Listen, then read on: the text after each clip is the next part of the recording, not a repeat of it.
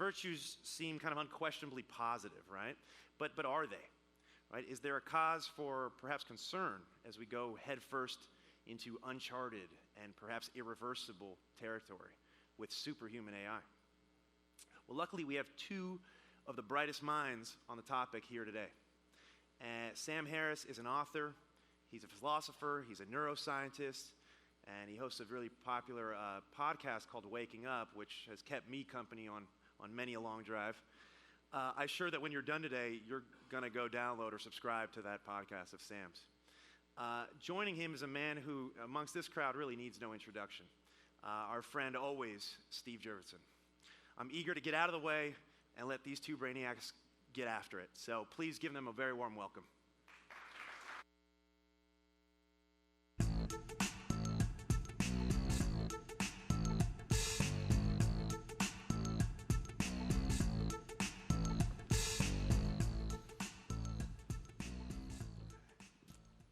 Fantastic. We were back there shuffling who goes first on the sitting down. We got our act together. Well, thank you so much for coming up to talk with us today, Sam. Sure. I'm incredibly excited about this opportunity to talk with you on stage. For context, I've read 5 of his books. He has many more.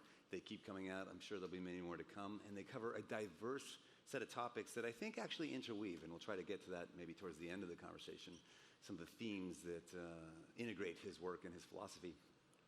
But they cover everything from free will, morality, how we could study that as a form of science, of course, topics on religion and the fate of our planet. And for today, there's a subset of this whole thing that I think can bring sort of into sharp light some of his thinking and some of the philosophical and deep, profound human elements that come from thinking about the future of AI. So my plan would be to talk a bit about that, why AI is even worth talking about, why is it a real thing, if you will, and why now, like why worry about something that's still a ways off.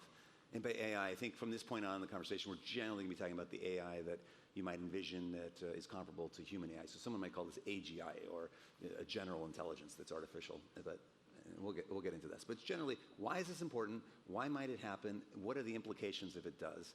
And then branch off of that to all the other topics of what that might teach us about ourselves. And what we might learn about that in the future social fabric of society, things like concentration of power and inequality and how these might relate to these topics. So with that, thanks again. Yeah. And let me start with a general question, which is why do you think we're on a march to an AI future? Why is it something that we should just take as a given that this will happen? Well, when you think of just what it means to build intelligent machines and automate processes that we care about, this is the most important game that we're playing in technology. I mean, intelligence is the most valuable resource we have.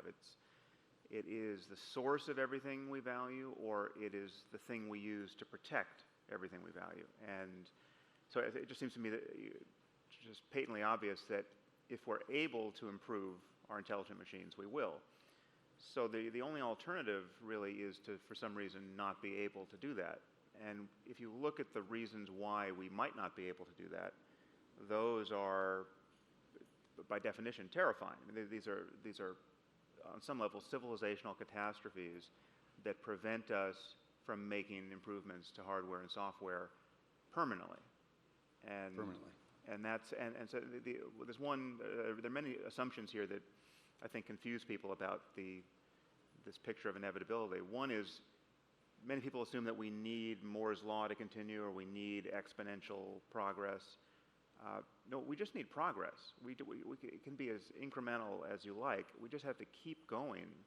Eventually, we will get into the end zone here, unless that is something terrible happens. And so that's. You say terrible, but this could be even the simple thought experiment of relinquishment, that we are just going to stop advancing in technology, which seems absurd because these advances are so tightly coupled to almost every vector of economic growth. It's like, I know as an investor that every company I see is working on incorporating a little bit of what would be a path to AI in their products, a little deep learning network, a little bit of machine intelligence.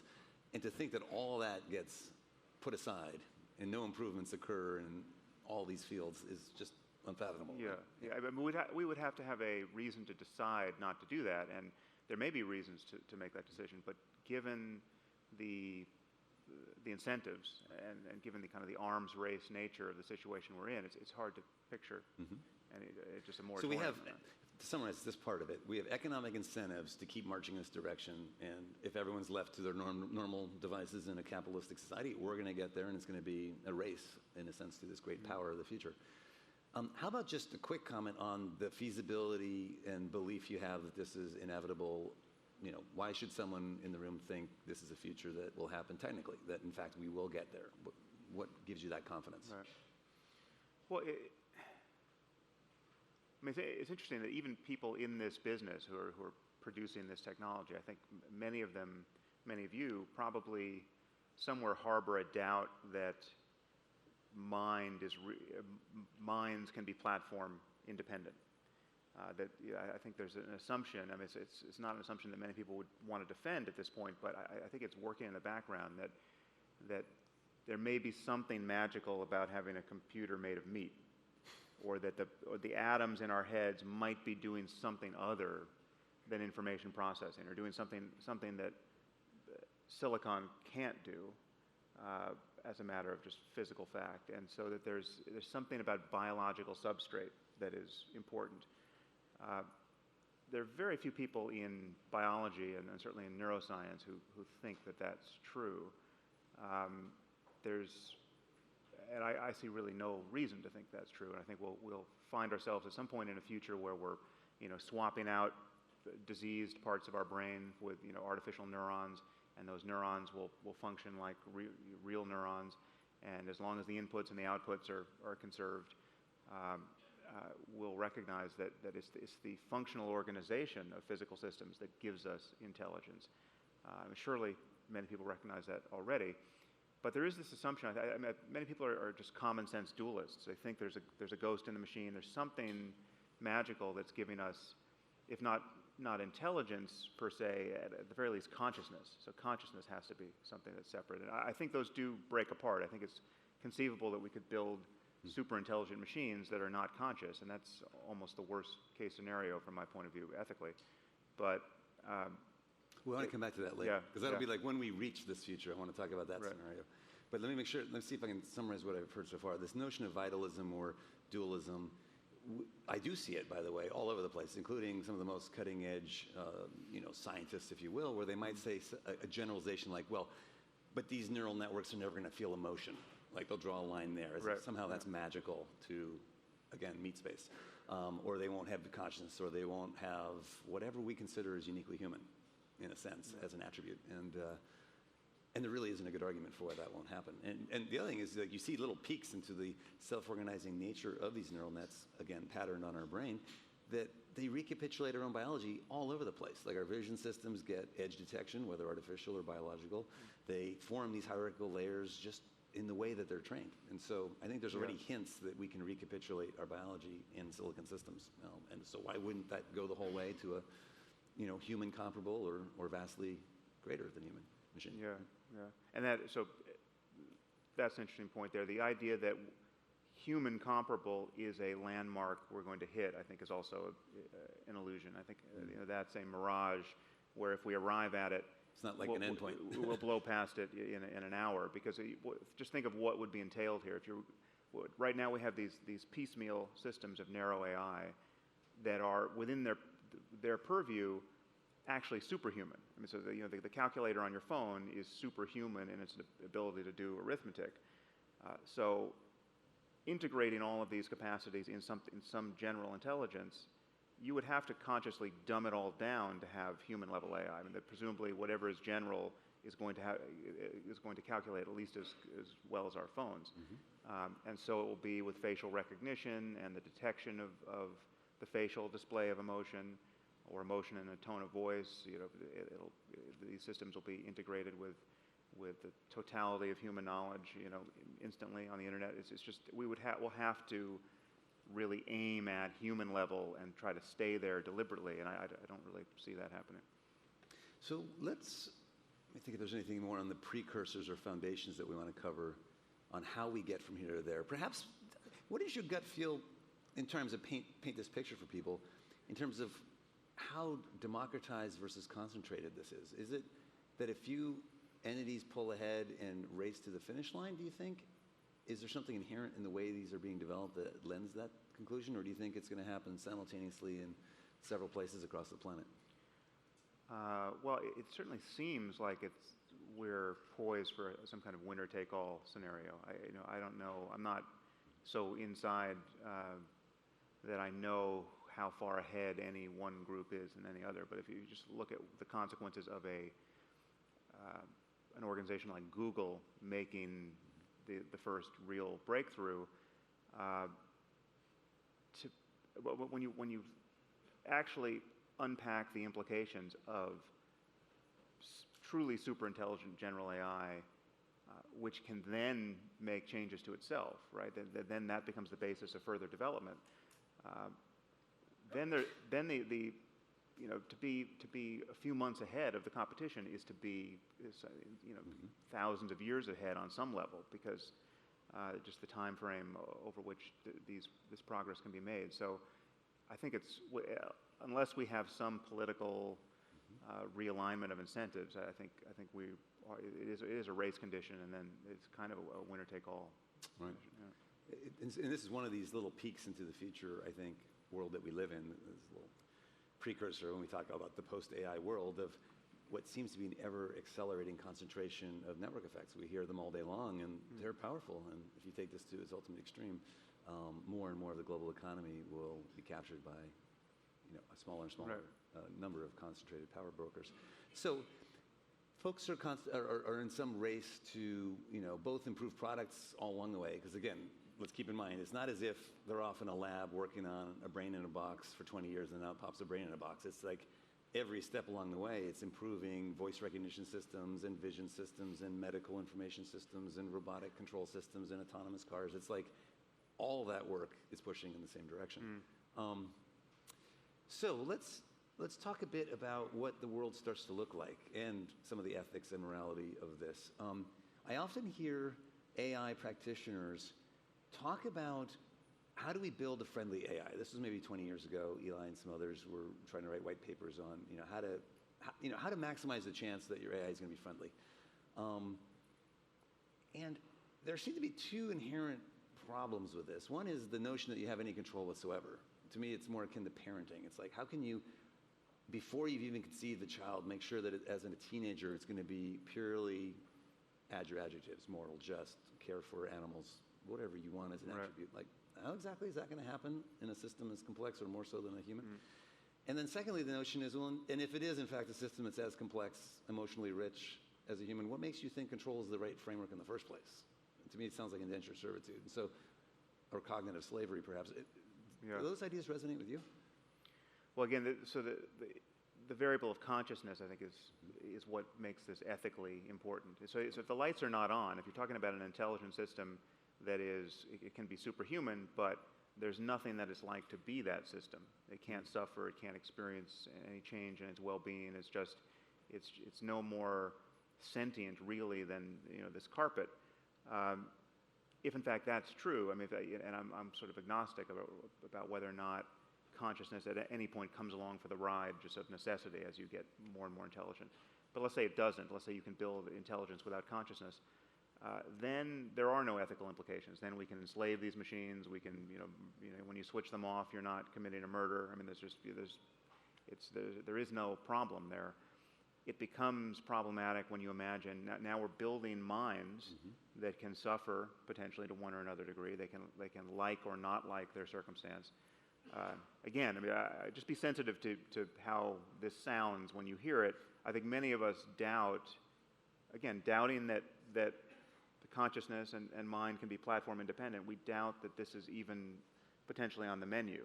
The idea that we might build simulated worlds in a computer that have simulated minds that are actually conscious, right? Like that maybe that sounds impossible to some of you, but implicit in that doubt is this idea that consciousness requires something other than information processing at bottom. Again, there are very few people who think that now. So if you imagine inadvertently or not building circumstances where you're essentially consigning new sentient minds to unending drudgery and perhaps even pain, that'd be a very bad thing to do. But if you flip that, you could imagine. I mean, this is sort of the control scenario you flagged. If we built minds that simply actually wanted to be slaves, so that their utility function is maximized by it's just faithful execution of slavish tasks. Large, Right. That seems like I'm sure there are problems in envisioning that as a totally stable scenario, because again we're talking about systems that, being more intelligent than we are, can form new goals that we can't necessarily envision.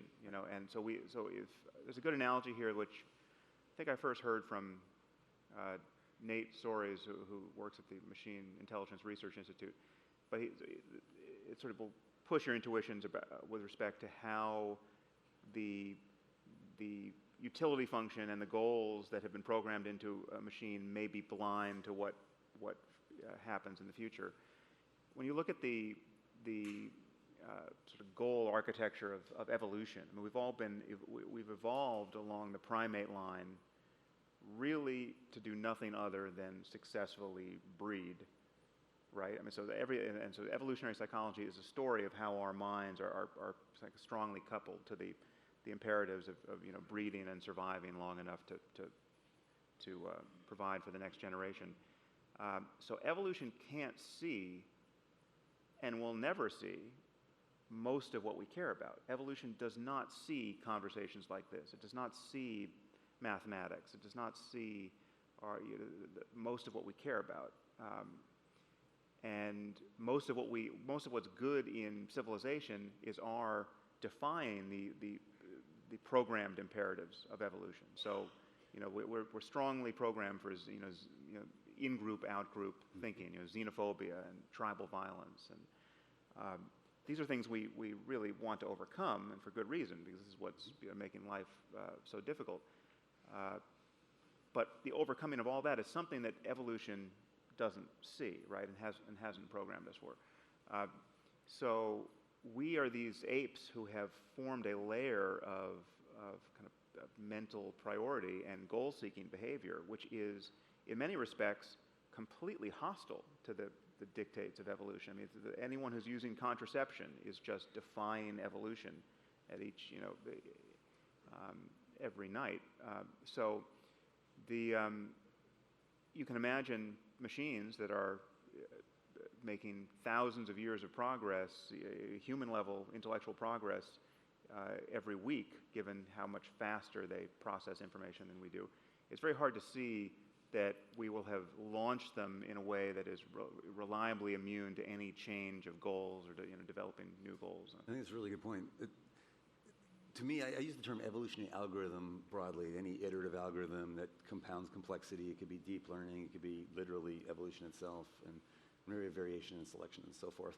And inevitably, across all these, you get an artifact that does something. It survived. It breeded. But you don't necessarily understand its inner workings. And the notion that you would evolve in the sense of growing in AI, there's inevitably some selection pressure embedded, even subtle, that gives a path dependence to its own survival. It's sort of almost impossible to imagine that self-preservation, in some sense, wouldn't inevitably be part and parcel of the process of its creation. Right. And to think that you just sort of can sculpt out. The analogy I might use is we all know how to make an intelligent machine. You have a baby, right? That doesn't mean we understand the brain of the baby, or that neuron does this, that one does that. Let's give it French-speaking capacity. Let's make it a little less neurotic. Like, good luck, right? I strongly believe we'll build an intelligence of that scale before we understand one of that scale. And that fits perfectly in line with what you're saying. It seems like a folly to think you would have control over such a mind if it's of sufficient power. Right. Now, I want to ask one thing, because there was a thread earlier that I cut off, and I don't know if I heard you right or wrong, when you were talking about the other world, the carpet AI, I might call it, the carpetbaggers, with no emotion, consciousness, yet hyper-intelligent. Did you say earlier that's a worse scenario or scarier scenario, or did I mishear you? Well, it's scarier in the sense that it closes the door to one, admittedly also scary outcome, but one that's arguably less bad. So I heard at least one AI researcher make these noises, which we'll see if you find them any more compelling than I do. He basically owned the prospect that things could go horribly awry for us, that we could build super intelligent AI that would stand in relation to us the way we stand in relation to chickens and worms, and care really no more about our interests than we care about chickens and worms. And that, just sheer proximity to these super intelligent machines would be just by definition hostile to our interests, and we would die out, or we would, it would be the end of anything recognizably human. But he said that this is not bad news necessarily, because we're giving rise to essentially a race of gods. These machines by definition will be more important than us. They will know things we can't even imagine knowing, and they'll enjoy things we can't even imagine enjoying. Now, if these machines are not conscious, none of that's true, right? If the lights are not on, we have just developed something that no matter how intelligent, no matter how competent, no matter how useful to us if we could use it, it could be functionally omniscient in terms of our successful dialogue with it if we could talk to it. But if the lights aren't on, we haven't built a race of gods that are enjoying forms of well-being that we can't imagine. We have built a mere mechanism that is trampling us or could trample us. And so that strikes me as the worst possible outcome. I can sort of, I can agree that if we do build a machine that is more conscious than we are, or conscious of things that we can't imagine, and these are good things, right? We haven't built this colossus of suffering. We've built something that is godlike in its creativity and appreciation of beauty, and it's just, everything good about being human gets scaled up unimaginably into this thing. Well, then we have built something more important than us ethically. And if we all get sacrificed into the maw of that juggernaut, well, then that is, I can't say I'm enthusiastic about getting fed into the machine, but it would be, I acknowledge that it would be analogous to what we do with, quote, lower life forms. The fact, if you get sick and you take antibiotics, nobody should be losing sleep over the fact that you're wiping out, millions and billions of, microorganisms. And even if they're sentient on some level, or conscious in the most rudimentary way, that's still, a trade-off that the universe should be happy with. But that, that's just kind of a sliding. Interesting. That property is, transitive. So. Yeah. A lot of thoughts race through my head. There's some part of, I think, a lot of scientists of the scientific mind, let's say, they might say, well, wait a second. Are we going to argue that humanity is the end point of evolution? Because that's kind of a strange argument to make. Like, why does the buck stop here? And if you just give it 1 million years, we're going to be something smarter than human if you just wait long enough, right? Yeah. That's likely. And I think that starts to draw maybe a distinction between this notion of a hyper-emergent hostile phenomena, the sci-fi futures of AI emergence, that competes with us for our jobs and our resources and all this and squashes us like a bug, versus when roboticists speak the way you were describing. I think Hans Moravec was one of the early ones who welcomed the robot overlords and really meant it. And I hear it a lot coming out of Google as well. It scares the pants off the OpenAI people and such. And it was the motivation for forming OpenAI. There is a certain logic. Let's try to defend it for a moment, which is, and believe me, this is not my point of view. I like thinking about it. Which is, if you think about, would you want your great-grandchildren to be healthier, smarter, and more capable than you? People often say, yeah. Great-grandchildren, sure. And I think what we might be witnessing with some of these practitioners of the AI field is a sort of sublimation of the genetic destiny or the genetic selfish meme concept that you're saying of promulgating the species into a mimetic equivalent, which is, if I can birth the technology that is the future of intelligence, humanity, writ large, the cutting spear of evolutionary progress, that's kind of cool. It's sort of like working on the most important subject. And they don't seem to fear so much being left behind if they envision it happening slowly, such that it feels like parenting. Right. And I'm curious if that dichotomy is sort of the fear versus this is the most beautiful, gracious thing we could do, or is it, oh my God, we just made the biggest mistake, right? Well, but again, for that to make any sense at all morally, you have to smuggle in consciousness. You know, if I told you your grandchildren would be not conscious and they would also function like, you know, omniscient psychopaths, that would, you know, that's not the rewarding payoff of, you know, a life well lived. So it's, again, we don't know whether consciousness comes along for the ride as you scale up in intelligence, but we know, I mean, just from our own, you know, first-person experience and what we know about the brain, most of what the brain is doing, which is absolutely essential for your functioning as an intelligent system, is not conscious, and it's not available to consciousness no matter what you do with your attention. You know, there's nothing I can do with my attention that makes the mechanism by which I can follow the rules of English grammar to get to the end of the sentence consciously available. Like, it is fundamental, subjectively, it is mysterious that I get to the end of this sentence. And if I fail to, if there's some, you know, glitch in what I say now, and this thing that I'm about to try to finish, this sentence, doesn't actually terminate in a grammatically correct utterance, that too, all those failures to follow the rules of grammar, those are also mysterious, right? So, so I'm blind to what's actually going on under the hood, and yet everything that we can be consciously aware of is getting pushed forward into our experience by this process, which is intelligent. I mean, most of what we consider ourselves good at, you know, cognitively, is unconscious, and consciousness is riding across the top of that, and in many ways is the last to know about, you know, what the mind is doing. I think this might be a good segue to topics of morality, and what your comment triggered me to think about was Nick Bostrom's philosophical foundation for worrying about super AIs. He makes a pretty simple but provocative argument that why would a future life be worth any less than a present life, right? And you might imagine a philosophy of living or a way to organize cultural norms that says everyone's created equal, every life is equally valuable, and people generally start to nod their head around that. It's the foundation of American Constitution and other areas, and then this notion came partially, I think, through the environmental movement and others to say, well, wait, future lives have value too. So if I'm foreclosing the happiness of future generations or making, okay. And if you don't go extinct as a starting point, there are infinitely more future lives than present lives. Right. So in weird point of fact, you should never allow extinction level event to occur because from a moral framing, it's the worst possible thing you could do for the majority of sentient intelligences. Great. Interestingly, Nick starts with that to then conclude, whoa, watch out for AI.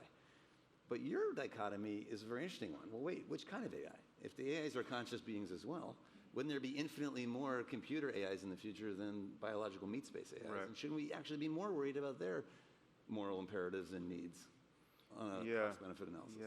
I mean, the argument about potential lives is a little hard to take seriously at its, you know, margins, because, I mean, so for instance, I mean, that would seem to argue that more is always, assuming that lives are net positive or stand a good chance of being net positive, more is just always better. So contraception is a similar moral problem, or not not basically using every cell in your body that could be potentially the basis of, you know, cloning another human being. That would be, you know, that's a project that you know, not having 10 kids when you have 9 kids and you could have a 10th, but you decide selfishly, you know, not to go the whole way, right?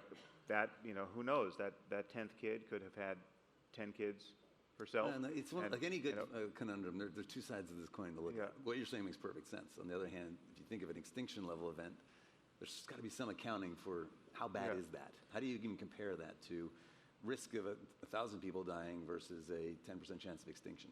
Well, it's huge. It's a huge.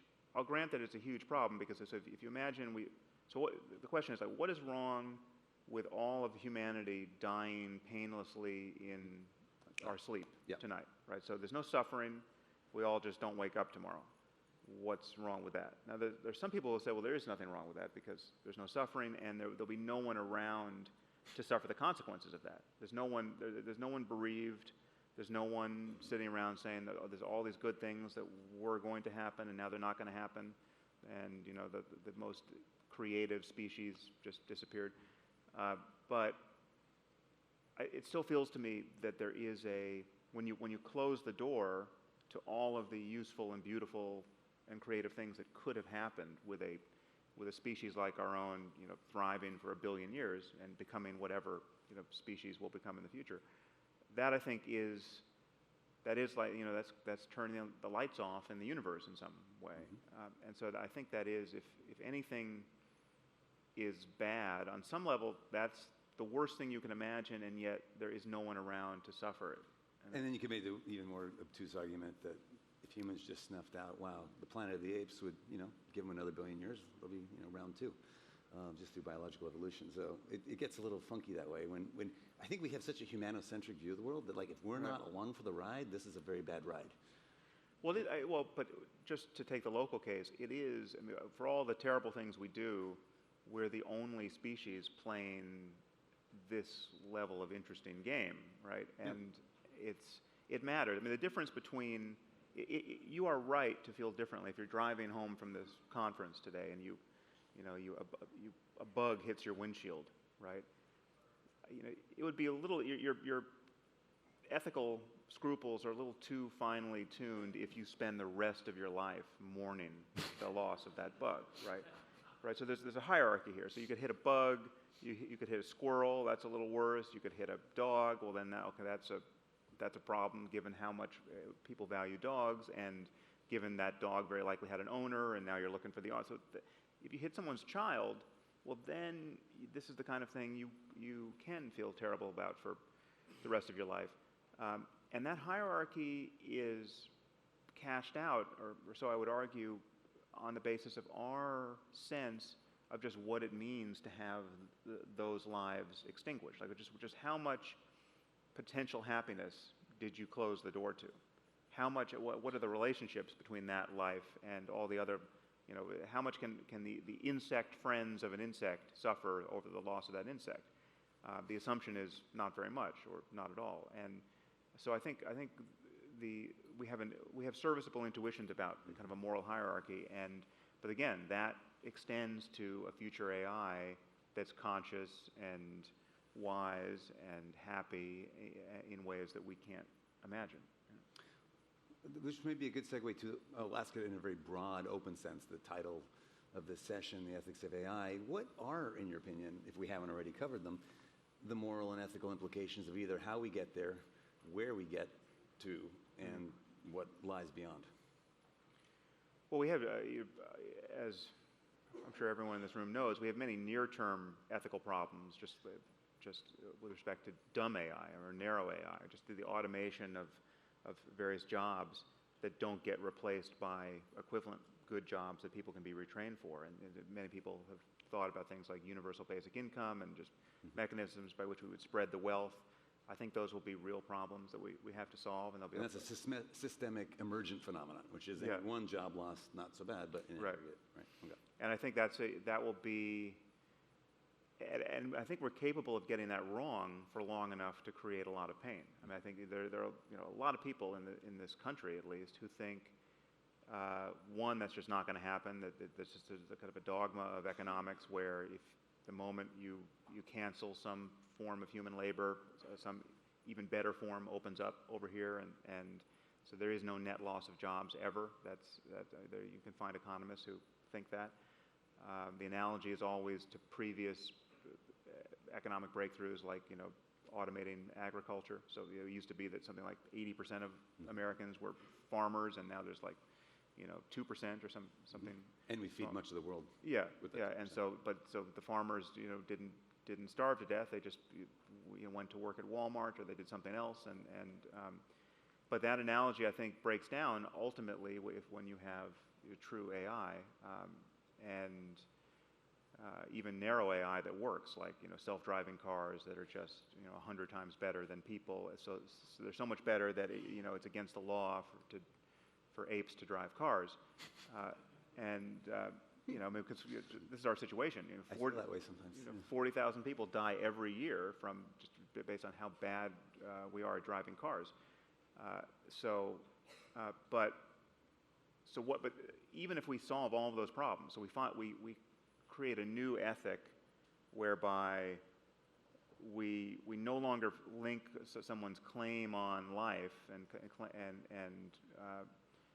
their place in society on their being able to do useful work that other people want to pay them for, right? So we have an ethic where we set so as technology improves and we begin to pull more wealth out of the ground, essentially, we spread that wealth such that all boats rise with that tide, and then the floor, the safety net gets higher and higher, so that we want things like free college, and everyone has a basic stipend, so that they really don't have to work and they can just find something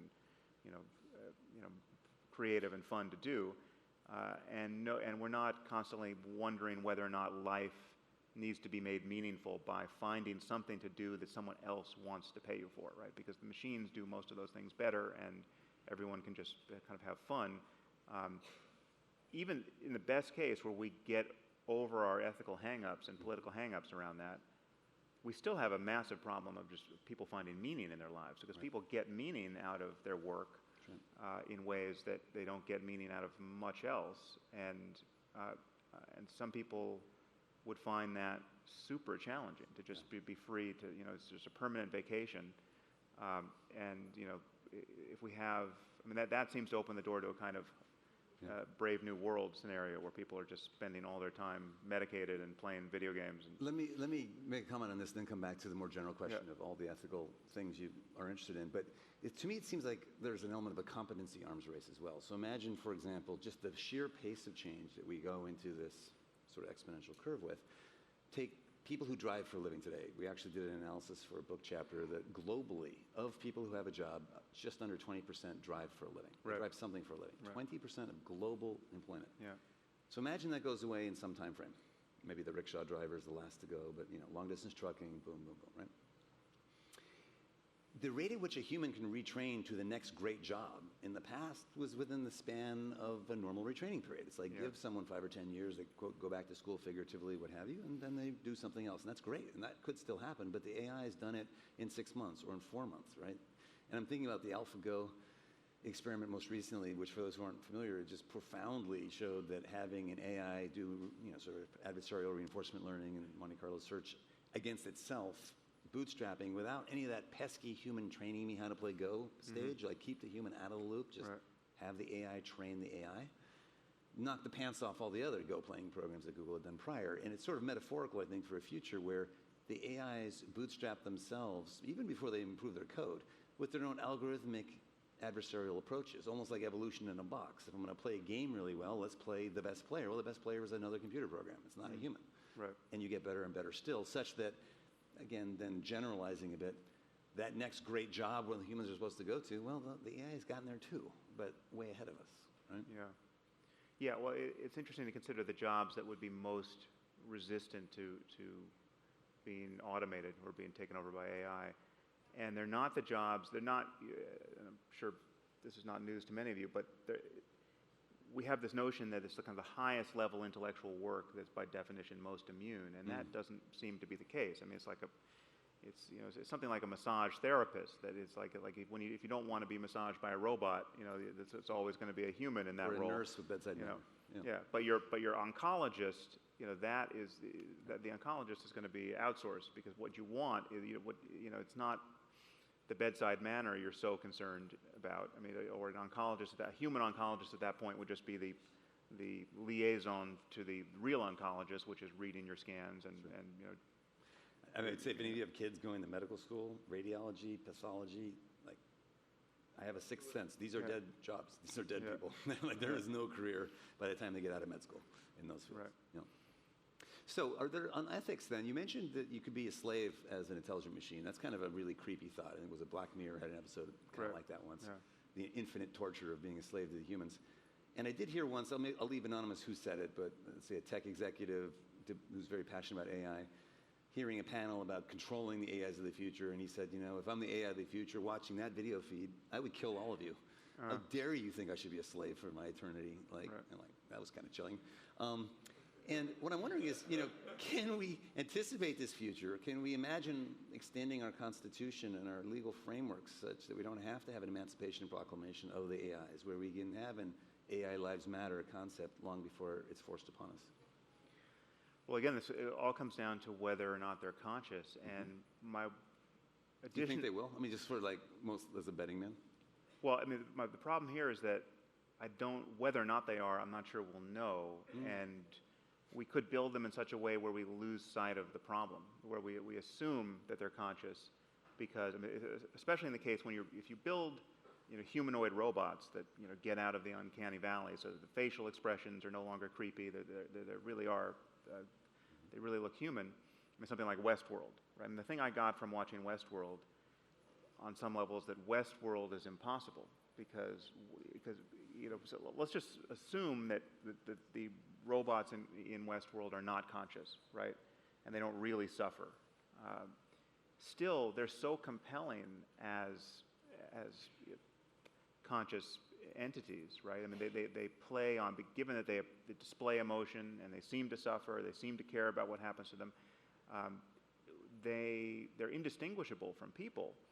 And if we build machines like that, even if we know they're not conscious, even if we know that consciousness is some other thing and we didn't put it into those machines, if they play on all of our intuitions that we're in relationship to another person, then we could never treat them the way they treat machines in WestWorld. I mean, the WestWorld is it's like Disneyland for psychopaths, right? Like you just get to rape and kill and feel okay about it. But in reality, if it ever became that realistic, you would see yourself, and certainly your friends would see you behaving in ways toward machines that are indistinguishable from people that would would get you locked up for the rest of your life if you did them with people. So it's I just think WestWorld is not something that's going to happen, or if it does, we'll very quickly decide this is untenable. But I think we could get into a situation where our machines are passing the Turing test, and we lose sight of, and we do not yet understand the way in which consciousness arises in this universe. We don't understand the physics of consciousness. And yet we lose sight of whether or not it's even an interesting problem to consider whether these machines are conscious, because we just feel that they are, because we built them to seem as conscious as possible. And is the solution to raise our own consciousness? Because, I mean, Buddhist monks have like probably 90% more consciousness than I have. So there is a path for us humans to raise our consciousness, which then makes it much harder for machines to... Can I translate what I think you're saying? Right. Maybe not consciousness, but morality. Like, if you think back to the moral landscape, if you believe it's a subject of scientific study and learning and progress, why wouldn't a super intelligent machine also be even more moral? Yeah, well, that is one of the good uses of machines smarter than we are, because they would be wiser than we are, in the sense that they would be able to help us navigate the space of all possible options toward better human cooperation, better flourishing, better, more durable states of happiness, and that's what we want. I mean, so I view morality, ethics and morality, as a navigation problem. And we're in this universe. We have this spectrum of possible experience on offer. It goes, very, very far in both directions. It goes in the, very, very far in the direction of just unendurable and pointless misery, right? And it goes very, very far in the direction of blissful, beautiful, creative, ecstasy.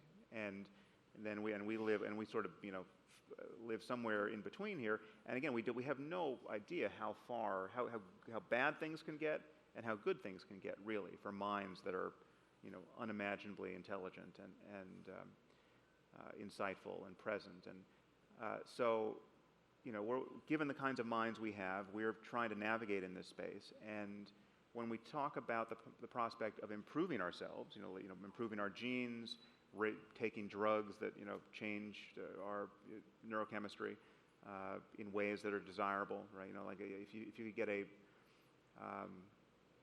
we ever developed a pill that was just the perfect antidote to grief, say, right? Would that be a good thing to do? Now, I think that's the kind of question we will have to face, and it has a right answer. I mean, what are the implications of taking a pill that just removes grief?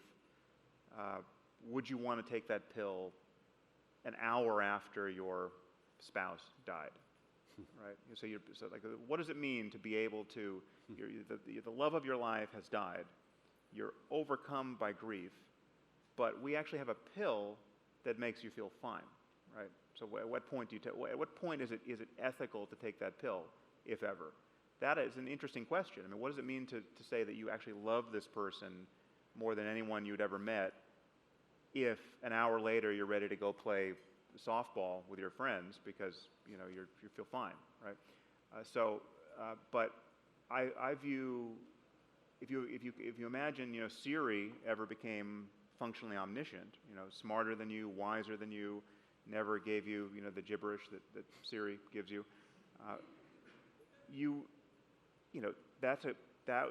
Siri would be your wisest possible friend at that point, and the questions about how to live would be appropriate to ask a machine that is able to simulate every sort of counterfactual that you can't simulate for yourself, and it's a machine that can aggregate the lived experience of billions of real lives or possible lives, would have a lot. This is like the ultimate Netflix algorithm. 100,000 people like you who also liked Goodfellas really like this next movie, so watch this next movie. Well, just imagine the deepest possible analysis of human well-being on every across every variable, and having the algorithm deliver that wisdom. I mean, it's certainly conceivable. That's even conceivable whether or not the machines are conscious. Oh wait, did we just get more time? Because I was gonna. Was that yes? Someone invented a time machine, apparently. Popped 5 minutes back in the clock. Mm-hmm. Fantastic, because I didn't really want to wrap up right away. Because I was going to say, do you see a linkage between this line of conversation and the concept of free will? Because I know you wrote a short book on it. And I see no link from any conversation to the reality of free will. Well, that's a technicality. Yeah. Let me ask it slightly differently. If free will is an illusion, would it sort of naturally follow that if you have a sufficiently computationally complex AI, it would also believe it has free will as a likely outcome?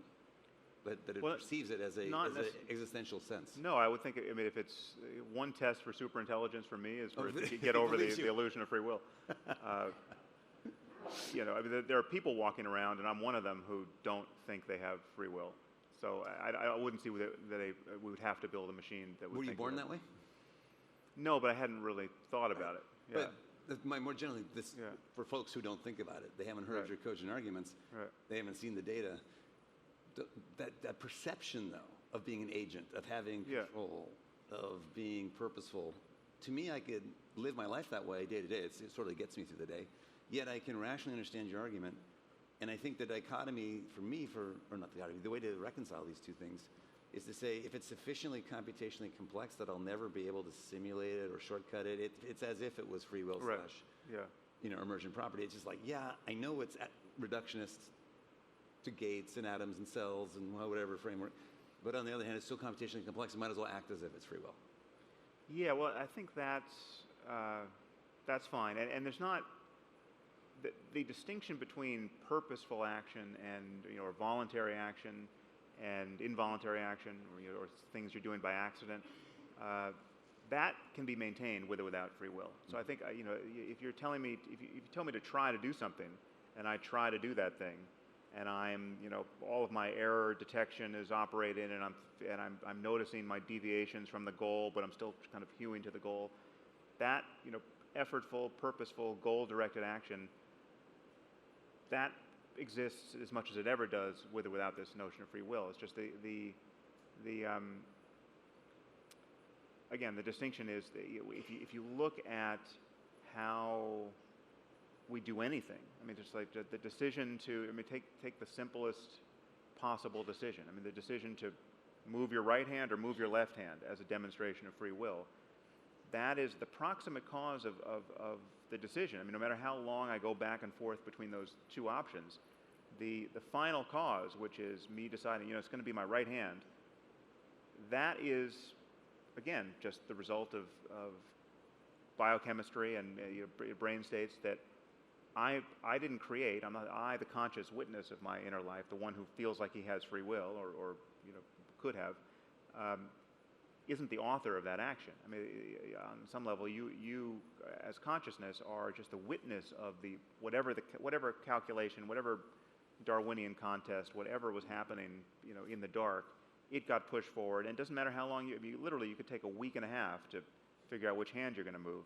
The final decision, no matter how many times you get back and forth, the final decision is mysterious. You can't know in the end why you chose the right over the left, and so much so for decisions that have hundreds of variables and influences, where you were influenced by some conversation to change the course of your life.